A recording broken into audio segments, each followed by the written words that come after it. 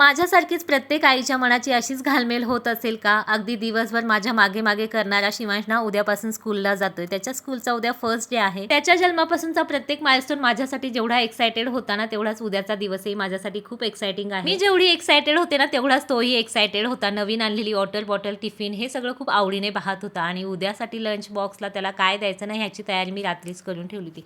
सकाळी उठून त्याला छान अशी अंघोळ घालून घेतली आणि आता फर्स्ट डे आहे स्कूलचा, तर म्हटलं चला त्याच्यासाठी गोड काहीतरी बनवूयात म्हणून शेंगदाण्याचे लाडू बनवायला घेतले. मूग भिजत घातलेले रात्री त्याचं बॅटर करून घेतलं. त्याला आता नाश्त्यासाठी बनवायचे होते. मग मुगाचे डोसे छान असे बनवून घेतले आणि त्याला नाश्त्याला दिले.